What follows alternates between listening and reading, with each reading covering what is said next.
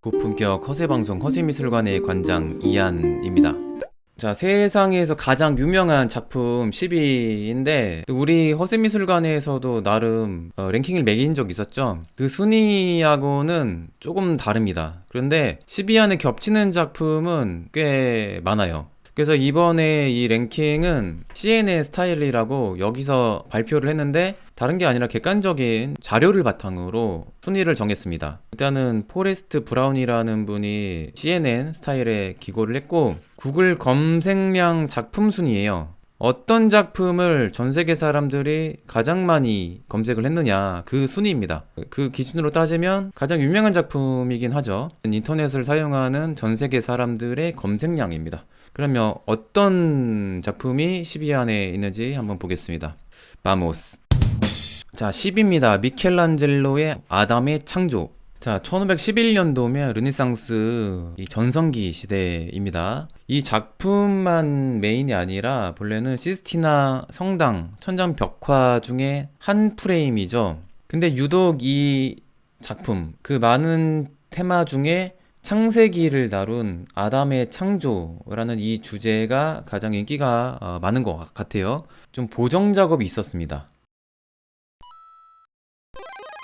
절대자 신인데 나체로 놔두기가 좀 민망했나봐요. 성당 측에서. 그래서 그런지 몰라도 신의 모습이 옷을 이렇게 입혀놓은 걸로. 여기서 오게티가 있는데 이쪽은 반팔인데 여기는 긴팔입니다. 이거 억지로 이 보정한 티가 나죠. 누드가 원래 자연스러운데 억지로 옷을 입혀놓다 보니까 이게 좀 어색한 게 보입니다. 그런데 미켈란젤로는 유독 여인의 나체보다는 남자의 인체를 더 아름답게 본 것 같아요. 남자를 더 멋있게 근육질로 자연스럽게 구사한 반면에 여성은 조금 좀 과하거나 어떤 몸은 이제 여성처럼 안 보이는 경우가 있거든요. 맞아요. 율리우스 2세도 참 대단한 사람이에요. 그 미켈란젤로 잡아두고 그림 솔직히 자신 없어서 도망간 것도 있거든요. 조각가한테 벽화를 시키라고 하니까 환장을 노르시죠. 미켈란젤로가 남자를 좋아했다는 그런 설도 있습니다. 다빈치도 동성연애자로 보통 보고 있고, 근데 당시에 많은 예술가들이 양성애자인 경우가 많았거든요. 근데 이것도 고전 그리스의 영향인가요? 고대 로마 그리스 시대 때 이제 귀족들이 어린 소년을 이제 성노예로 삼았던 그런 사례가 있잖아요. 아무튼 이 절대자 신이 아담의 탄생 시키기 위해서 힘을 불어넣고 있죠. 그래서 손이 힘이 없다가 조금 있으면 이 생기를 되찾겠죠. 그래서 약간 힘이 없어 보이는 이 아담과 반대로 힘이 넘치는 에너지를 전달하려는 절대자 시인의 모습, 동세가 대비되는 이런 느낌이네요. 아, 근데 이제 인체랑 포즈 진짜 멋있네요. 아, 그래서 스필버그가 E.T.에서 이렇게 이걸 오마주한 거죠. 저는 미술사에서 인체를 화가들이 잘 그리고 동세를 자연스럽게 역동적으로 연출하는 과도기, 미켈란젤로 전후로 나뉜다고 봅니다. 그래서 미켈란젤로는 바로크를 예견했다. 이미 바로크를 그리고 있는 예술가라고 봅니다. 대표적인 르네상스의 화가이지만 그의 인체, 동세를 보면 이후에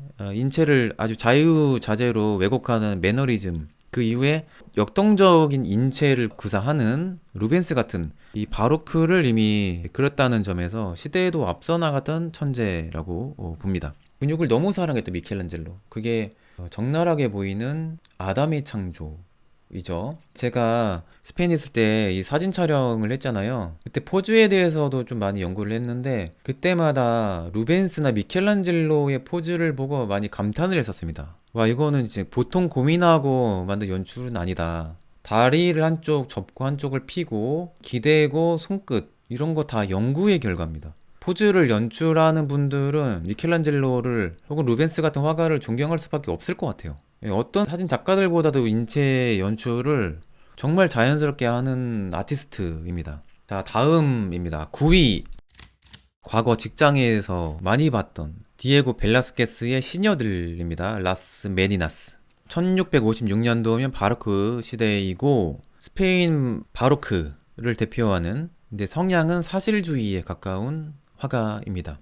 합스부르크 왕가 펠리페 4세의 주문으로 그린 작품이에요. 거울 안에 있는 이 남녀가 펠리페 4세 국왕 부부입니다. 사실주의라는 것은 똑같이 그렸다라는 것뿐만 아니라 보통 그 대상을 말합니다. 주제를 말해요.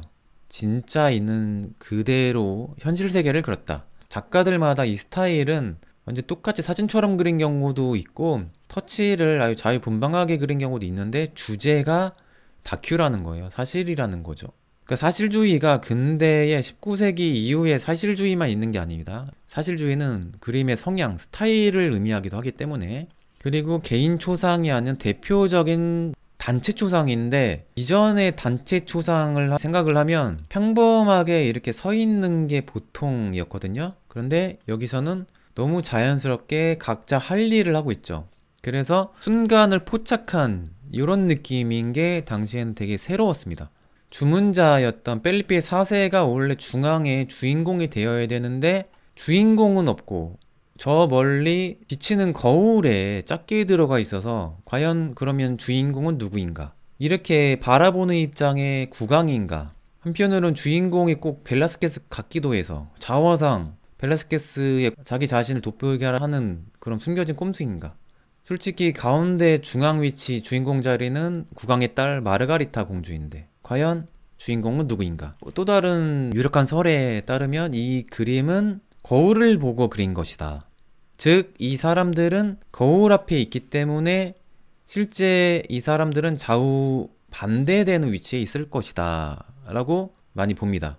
그게 일단은 사실인 것 같아요. 그림을 그리는 방식 자체는 거울을 보고 그렸을 것이다. 그렇게 되면 각도가 안 나온다는 이 모순도 있거든요. 근데 중요한 것은 뭐냐면 국왕을 거울 안에 그림으로써 마치 국왕이 벨라스케스의 작업실에 딸 마르가리타 공주와 두 시녀들 외에 일꾼들, 광대들 이들을 일상을 바라보는 연출을 했다는 거죠. 그래서 이 주문자가 당연히 국왕 부부이면 주인공인 국왕이 그림 바깥에서 관찰을 하고 관찰자인 화가가 그림 안에서 그림을 그린다는 아주 특이한 연출이라는 거죠. 시녀들이라는 좋은 질문 하셨는데요. 시녀들이란 제목이 아닙니다, 본래. 왕궁 안에 있었거든요. 그때만 해도 빨리페 4세 가족들이라고 보통 불렸어요. 그러다가 이제 화재 사건이 있었거든요. 조금 복원을 하긴 했어요. 그 이후에 프라도 미술관으로 옮겨지면서 미술관 자체에서 지어준 별명이 시녀들인 것 뿐입니다. 현대에 붙여지는 많은 제목들이 본래의 제목이 아닌 경우도 많고 제목이 없는 경우도 상당히 많습니다. 이 시녀들 같은 경우에도 본래 제목은 아니죠. 확실한 것은 시녀들이 주인공일 리는 없을 것이다 라는 게 제 생각입니다. 그러면 별명 잘못 지었네요, 미술관에서. 차라리 마가리타 공주와 시녀들 이게 낫지 않나요? 미셸 푸커라는 천재 철학자가 또 이 그림 관련해서 재밌는 또 분석을 했거든요. 이 그림을 통해서 얻는 또 교훈도 있는데 우리는 거울을 통해서 자신을 주로 보잖아요. 좌우가 반대된 상황을 더 많이 봅니다. 요즘에 영상 매체가 발달해서 자신의 모습을 객관화해서 좀 볼 수는 있지만 본래는 좌우가 반대된 상황밖에 못 봤죠. 좌우가 반대되면 사람 인상이 좀 달라 보이잖아요. 그래서 진정한 자신의 모습을 모르고 산다라는 말을 한 적이 있습니다. 그 말이 정말 와닿더라고요. 비너스의 탄생, 르네상스 초중반에 가장 영향력이 있었던 유명한 화가입니다. 아무튼 보티첼리가 그리스 신화를 초기에 그렸습니다. 거의 최초로. 기독교 중심 사회였기 때문에 종교 성화 이외에 이단으로 여겼던 그리스 신화를 그린다는 게 쉽진 않았거든요. 이 화가들에게서도. 그런데 보티첼리 때부터 그리스 신화를 그렸다. 게다가 파격적으로 누드화를 그리기 시작했다라는 거죠. 만약에 이런 누드화가 아니었으면 미켈란젤로도 그러한 누드화를 그리지 못했을 수도 있습니다. 초창기 누드화라고 볼 수가 있어요. 그래서 신화 중에서도 이렇게 적나라하게 누드화를 그릴 생각을 이전에는 많이 못했습니다. 물론 아담과 이브 정도는 그렸지만 그래도 매우 파격했다라는 거죠. 이 제피러스 바람의 신이 비너스를 후 불어가지고 이 키프로스 섬 앞바다까지 밀어서 비너스가 거품에서 탄생하는 건데 조가비를 이렇게 타고 오는 모습으로 연출을 했죠. 근데 여기서 조가비는 순수함을 상징해요. 본래는 이 순수함이랑은 거리가 먼 신인데 그 이미지 세탁이 됐다. 베누스 푸디카라는 이 자세가 정숙한 비너스라는 뜻이에요. 좀 수줍어하는 그런 이미지, 적당히 또 가리고 짝다리지는 이러한 포즈가 이 보티첼리가 연출한 게 아니라 고대의 메디치의 비너스란 조각에도 똑같은 포즈가 있습니다. 보티첼리의 비너스가 약간 고개도 약간 옆으로 틀고 균형이 엇나가게 한 거는 없지 않아 있지만 그 포즈를 많이 모방했다는 거죠. 그리고 목과 얼굴과 이 방향이 매우 다르대요. 어깨 라인도 좀 어색한 것도 있고, 그래서 지금으로 따지면 일러스트 스타일 같은 느낌도 있어요. 근데 인체 발달의 과정으로 따지면 초창기니까 이 정도면 아주 훌륭한 인체 묘사법이라고 이제 보는 게 맞겠죠. 르네상스 중후반으로 가면 점점 더 인체를 그리는 기술이 세련돼집니다. 바로 그때는 더 자연스러워지고, 그렇죠. 이 여인이 당시 보티칠리가 활동했던 그 지역에서 엄청 미인이었던 시모네타 그 여인을 모티브로 그렸다고 하거든요. 그 여인이 일찍 요절했습니다. 많은 남성들의 여신이었죠. 예, 플로라 여신이 이 망토를 씌워주고 있죠. 아르누보 운동이 있었잖아요. 오스트리아 독일 중심으로 시초라는 평가도 있습니다. 왜냐면 이런 장식적인 스타일, 특히 프리마베라, 이 보티첼리의 다른 작품을 보면 패션, 꽃장식 이런 게 진짜 아르누보 스타일 그 자체입니다. 그래서 연관된 사조가 또 영국의 라파엘 전파가 있잖아요. 라파엘 전파에도 상당한 영향을 준 걸로 보고 있죠. 이런 장식적인 스타일이 클림트의 키스와 비견된다고도 많이 평가를 하더라고요. 다음입니다. 7위 진주 귀걸이를 한 소녀 요하네스 베르메르인데 한국식 정식 명칭은 페르메이르라고 부른 게 맞더라고요. 근데 제가 네덜란드식 발음을 여러 번 들어봤는데 요하네스 퍼르미르, 그러니까 그냥 우리식으로 베르메르 했다가는 네덜란드에서는 전혀 못 알아듣는다라는 거죠. 아무튼 미국, 이탈리아, 일본 투어 전시를 하면서 전 세계적으로 인기가 굉장히 많아졌거든요. 네덜란드를 대표하는 바로크 거장이지만 현재는 당시만 해도 그렇게 유명한 화가는 아니었습니다. 그래서 남은 작품이 많지가 않아요. 인기가 아주 많았다면 그림도 잘 팔리니까 여러 점을 루벤스처럼 막 찍어 팔았겠죠. 공방에 조수들 시켜가지고 그 정도가 아니었기 때문에 그냥 50여 점도 안 될걸요? 페르메르의 작품들이. 그래서 짝퉁 화가도 있죠. 베르메르 사칭한 화가가 나치 장교에게 사기쳐서 팔아가지고 이 사기꾼이 오히려 네덜란드에서는 국민 영웅이 된 적이 있다는 이 사연을 제가 책에 실어놨죠. 영화도 인기에 한몫했던 것 같아요. 진주 귀걸이를 한 소녀 주연으로 나왔던 스칼렛 요한슨이 이 작품을 통해서도 연기력을 또 인정받게 된 계기가 됐다고 하더라고요.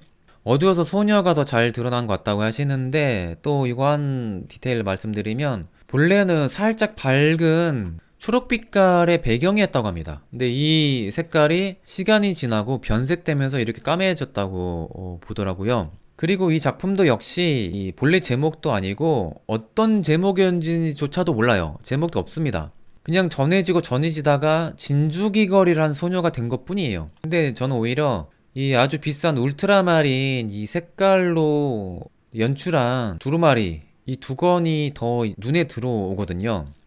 파란 두루마리를 한 소녀가 더 맞지 않을까. 게다가 이 귀걸이가 진주인지 확실하지도 않습니다. 그냥 진주라고 부른 것 뿐이에요. 그렇다고 하면 진짜인지 다 믿으니까. 금속 전문가가 광택을 연구한 결과 진주가 아니라 주석일 가능성이 많다 이렇게 결론을 내렸습니다. 이 작품이 장르로 따지면 엄연히 초상화는 아니래요. 트로니라는 장르인데 당시 네덜란드 쪽에서 유행한 장르입니다. 뭐냐면 과장된 표정을 연구하면서 가상의 인물을 그리는 장르예요. 그러니까 지금으로 따지면 가상이니까 영화나 애니메이션, 코스프레 모델의 초상인데 표정을 뭔가 과장되게 연출한 그런 장르의 그림이라고 보는 게 맞겠죠. 이 그림이 워낙 또 인기가 많아서 많은 예술가들이 패러디를 많이 했습니다. 특히 뱅크시가 벽화에다가 코로나19 시대에 이 마스크를 이렇게 그려놨죠. 이게 얼마 전에 있었던 또 참사죠. 아, 이 미친 사람들 좀 어떻게 좀 하면 안 되나? 그림 테러 단체죠. 저는 환경 단체라고 부르지 않겠습니다. 그림 테러 단체 Just Stop Oil. 그 오일이란 거는 석유, 가스, 탄소 에너지 금지를 말하는 오일이거든요. 근데 그림 테러를 하는 걸 보면 유아의 오일을 말한 것 같아요. 유아 오일 쓰는 화가들 다 테러하겠다. 이런 집단 같아요, 꼭. 보여주기식이고 실제로는 오일 쓴 화가들 테러하겠다는 집단 같아요. 이 저스트 스탑 오일은 오일 페인팅을 말한 겁니다. 신박한 해석 아닌가요? 오일 페인팅한 화가들 다 이렇게 테러를 했습니다. 알고 보니까. 클림트도 있었던 것 같고 고흐 있었죠. 이제 모네도 있었고 보티첼리 유명했죠. 이 빠바기 아저씨가 본드를 이번에 머리에다 붙였어요. 미친 사람이. 진짜 이거 뭐 하자는 거야. 진주기 거리 소녀는 방탄유리로 덮이지도 않았잖아요. 제가 봤을 때 이 그림 테러 단체 저스트 스탑 오일 단체가 전 세계에서 가장 유명한 작품들 다 테러할 거란 말이에요. 지금 이 순위 안에 있는 작품 중에 테러 안 당한 작품들 위험합니다. 이 시녀들 위험해요. 스페인 마드리드에 경고 보냅니다. 조심하라고 방탄유리로 덮으세요, 빨리. 이거는 천장에 있으니까 본드 못 붙이겠네요. 아, 이건 못하고. 6입니다. 클림트의 키스입니다. 많은 미술 애호가들이 또 좋아하고 오스트리아 빈 여행 가면 꼭 봐야 하는 작품이죠. 클림트의 전성기이면서 황금시대였다. 왜냐면 황금을 실제 썼으니까. 이 황금을 붙이는 스타일은 비잔틴 중세 회화 예술에서 많은 영감을 받았대요. 특히 이탈리아 여행을 가서 한 성당에 있는 비잔틴 미술에 영감을 받고 그 뒤로 황금 시리즈로 몇 작품 그리시죠. 그 작품들이 대박이 났습니다. 벽화 사업으로 엄청 유명했던 이 클림트가 이제 예술성도 인정받게 되는 아티스트로서의 권위도 엄청 올라갔던 시리즈 그림이죠. 지금도 이 황금 시리즈 그림들이 미술사에서 아주 높은 평가를 받고 있죠. 이 남자의 얼굴이 가려져 있기 때문에 매우 신비로운 느낌입니다. 그리고 수줍게 눈을 감은 이 여인, 이 패턴, 아르누보 스타일이죠. 동그라미 동그라미 패턴과 이 네모 패턴이 대비를 이루고 있습니다. 이제 거의 그래픽 디자인에 가까운 그런 스타일이죠. 그래서 이 클림트의 이 키스를 또 아르누보로 분류하기도 합니다. 그리고 이전부터 빈 분리파 화가 있죠. 빈 분리파라는 게 빈 아카데미로부터 분리하겠다는 의미예요. 고리타분한 구식 미술에서 벗어나서 새로운 걸 하겠다라는 게 이 분리파였는데 초창기 리더가 바로 구스타프 클림트였는데 이후에는 탈퇴를 합니다.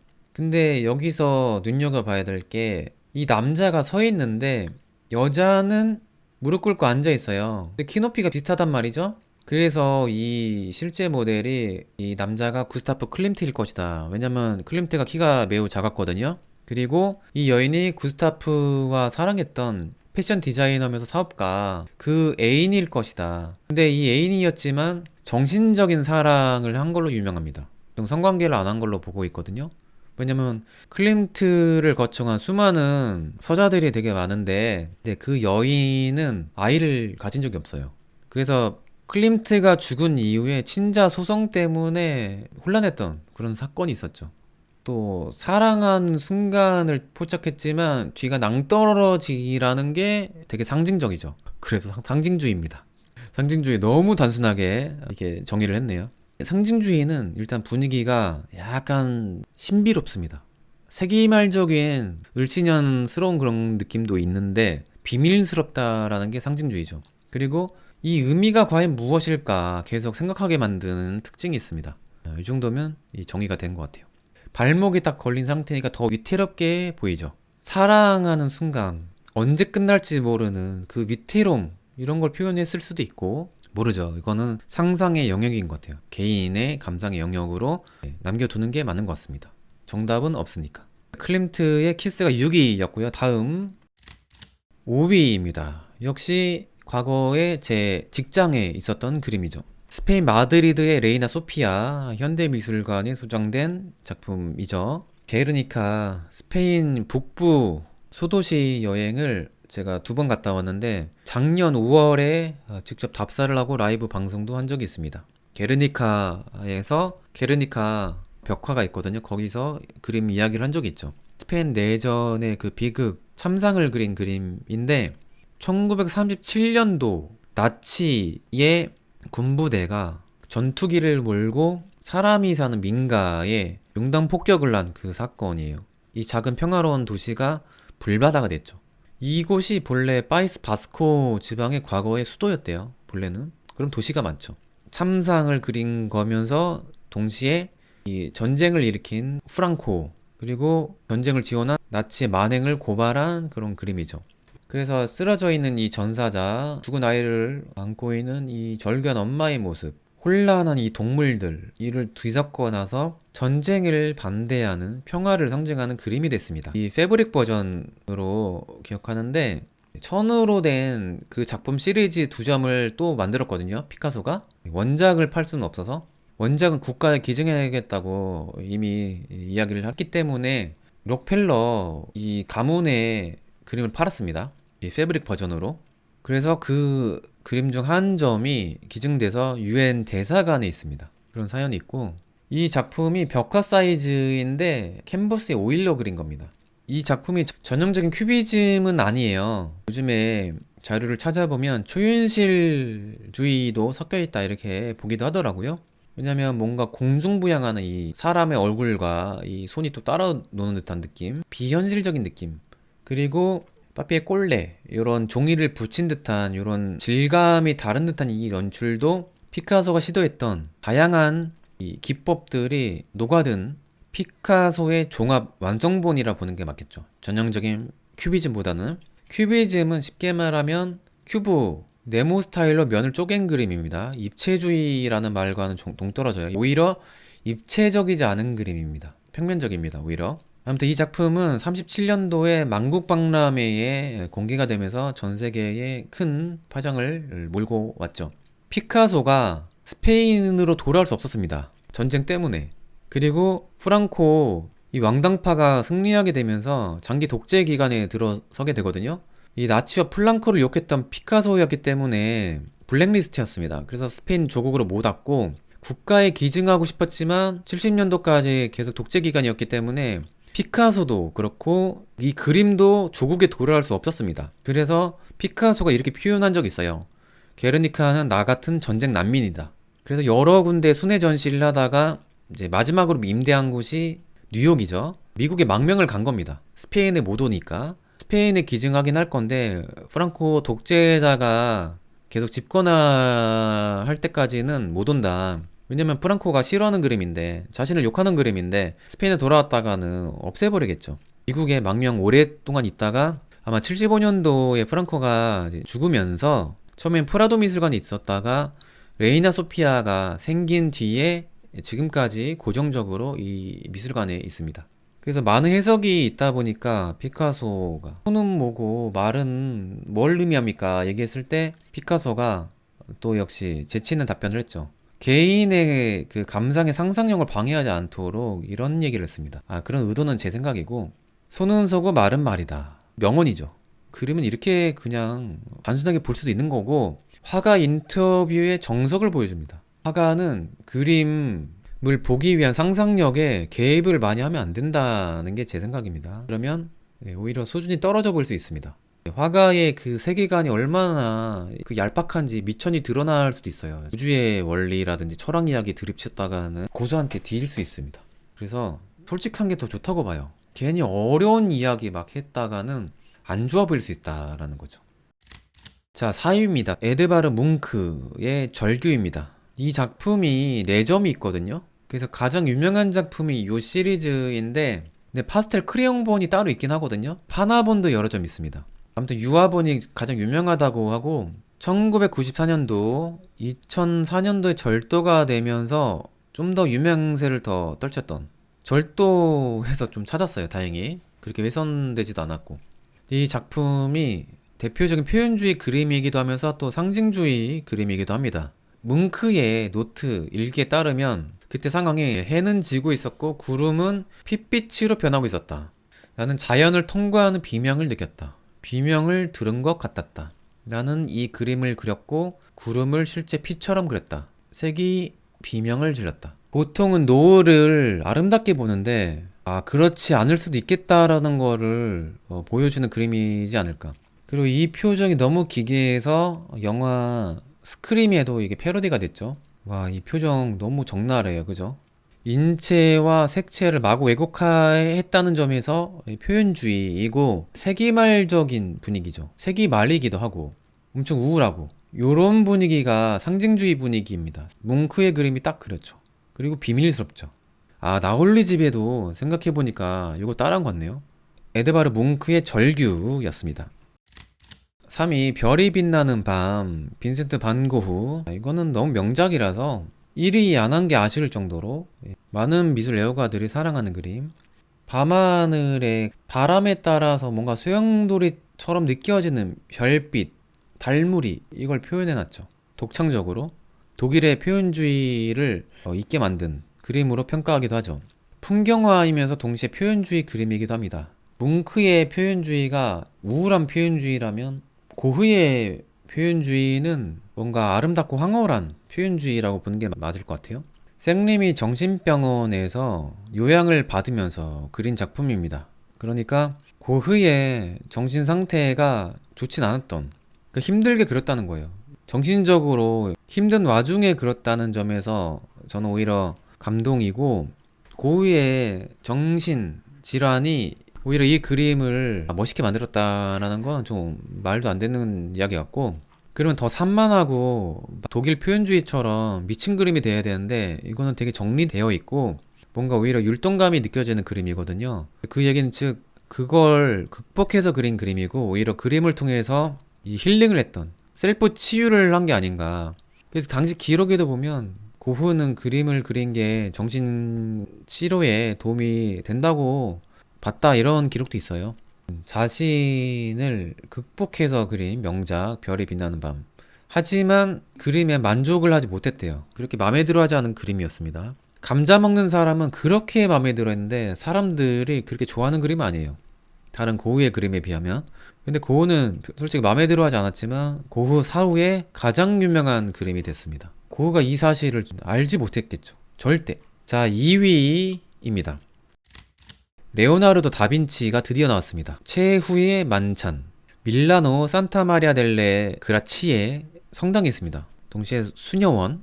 당시에 밀라노의 루도비코 스포르차라는 공예에 의해서 이렇게 주문을 받았고, 솔직히 이 작품은 명작이지만 현재는 실패작이었습니다. 왜냐면 다빈치가 그림을 가지고 호기심이 많으니까 실험을 했거든요. 회반죽, 보통 프레스코와 그러면 회반죽을 바르는데 납을 먼저 바르고 그렸다가 회반죽 이후에 물감 칠이 쉽게 벗겨졌다고. 그래서 지금 상태도 복원을 해서 이 정도인데 그림 그리고 얼마 안 돼서 훼손이 바로 됐습니다. 변색이 됐어요. 그러니까 완성하고 얼마 안 돼서 이미 안 좋은 상태에서 나폴레옹 습격받고 인물 하나하나가 사격 연습용으로 쓰였대요. 관역판으로. 와, 이걸 이렇게 따지면 신성모독이죠. 예수님 얼굴에 쌌을까요? 아무튼 표적 연습할 때의 이 벽이었습니다. 그리고 이 세계대전 때 또 폭격을 맞았어요. 지붕이 폭탄 맞았나?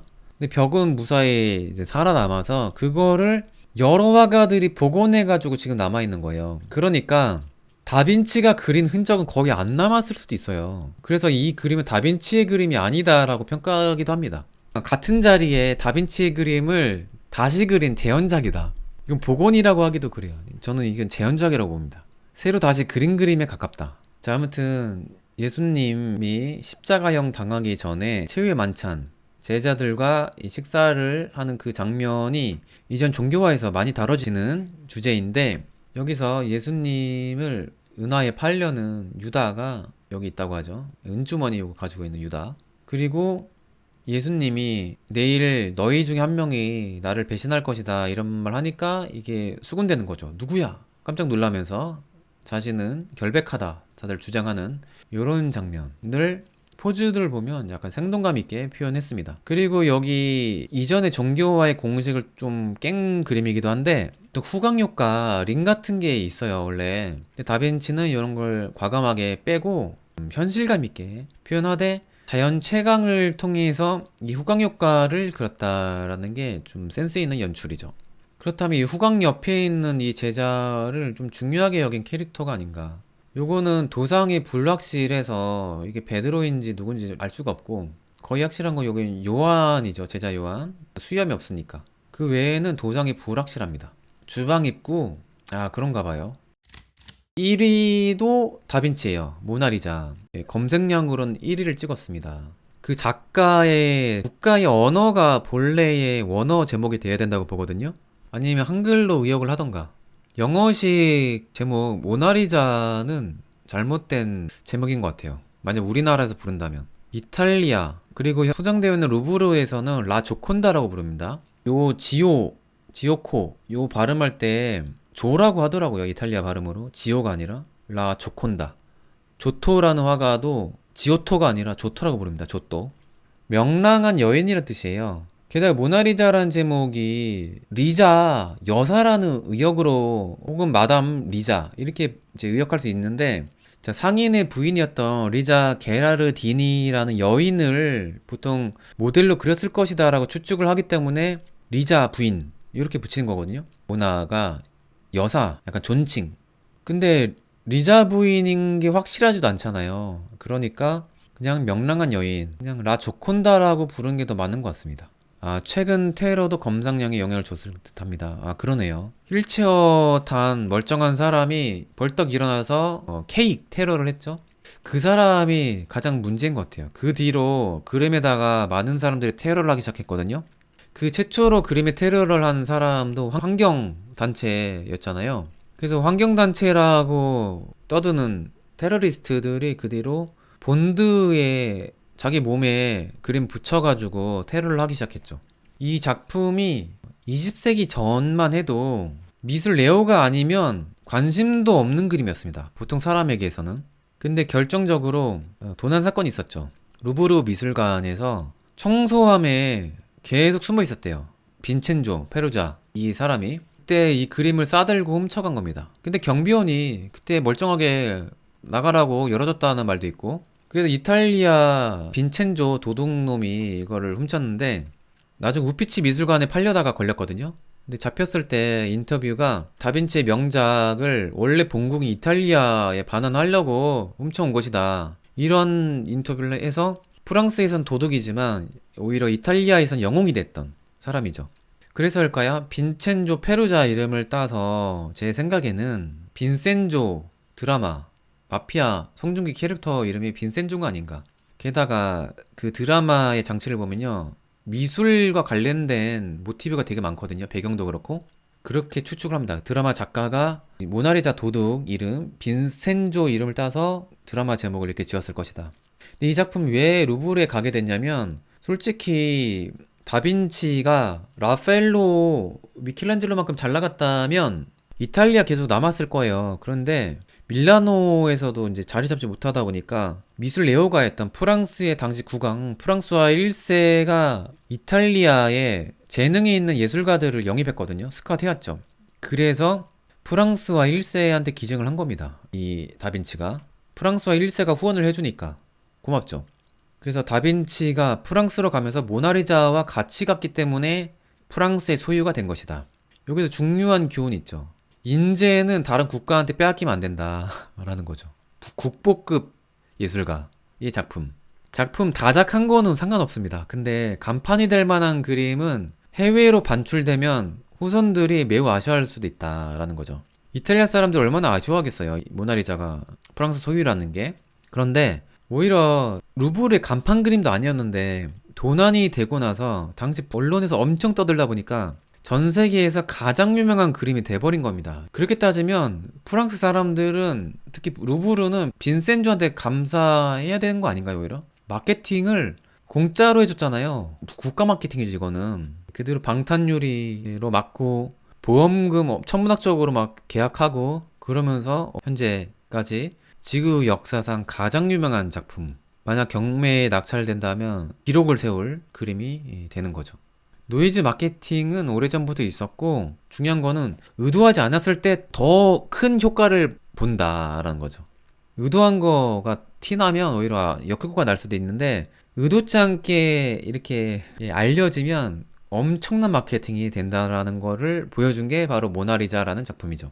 이 미소에 뭐 다양한 표정이 있다, 그리고 황금비례다, 뭐 이런 설이 있죠. 황금비례는 아니라는 거를 제가 책에다가 써놨고요. 그냥 르네상스 시대 때의 상반신 요런 방향의 초상화가 흔치 않았거든요. 그리고 원근법, 뭐 스푸마토 기법 이런 건 좀 새로웠다, 이런 거죠. 근데 과연 이 도둑 맞기 전에도 그 정도로 이게 분석할 만한 그 가치의 그림이었나? 이 정도는 아니었다라는 게 제 생각입니다. 아무튼 이 작품도 다른 뭐 과학적으로 보이는 평가 이전에 자신의 감상을 믿고 뭔가 되게 감동을 얻었다면 그걸로 좋은 거고, 아니다 그러면 아닌 거고, 유명하다고 억지로 이렇게 자신의 취향인 것처럼 이렇게 만들진 않았으면 좋겠어요. 이게 엄청난 거리감이 느껴진다고 하는데 솔직히 공기원근법으로 따지면 여기가 엄청 흐려져야 자연스럽게 뿌옇게 나오는데 여기가 너무 강조가 됐습니다. 약간 이 돌이 붙어 있는 것 같아요. 그러니까 이렇게 뿌여진 느낌이 여기도 들었다면 훨씬 더 거리감이 느껴졌을 거란 거죠. 그래서 요 뭔가 스프마토랑 이론상으로 뭐 이렇게 과학적인 원근법이라고 해가지고 거리감이 엄청 신기하게 난다 뭐 이렇게 얘기하지만 아쉬운 점도 있다는 거죠. 좀 객관적으로 봤을 때. 물론 그 시대의 원근법으로 따지면 훨씬 앞서는 거지만 다른 한 몇십 년 뒤에 다른 풍경화나 다른 원근법이 잘 된 그림들 비하면 그렇게 완벽한 원근법은 또 아니다라는 게 제 생각입니다. 다빈치가 완성을 하다 만 거라는 그 설도 있습니다. 눈썹이 그래서 없다는 설도 있고, 근데 자세히 본 눈썹을 그린 흔적이 있는데 세월호 지나면서 변색되면서 지워졌을 것이다 라는 설도 있습니다. 또 한 가지 설도 있어요. 당시에 미의 관점이요, 눈썹이 거의 없는 거, 미는 게 미의 관점이었대요. 그런 설도 있고, 이게 변색이 돼서 그런지 몰라도 되게 누리끼리하다라는 생각을 많이 합니다, 볼 때마다. 10작품밖에 이야기 안 하는데 뭔 이렇게 할 얘기가 많을까요? 별 얘기 안 했는데. 자, 이 정도까지 할까요? 여러분, 자, 끝까지 방송을 잘 들어주셔서 감사합니다. 저는 허세미술관의 관장 이안이었습니다. 아스타 루에고 부에나스 노체스. 여러분 굿밤 되세요.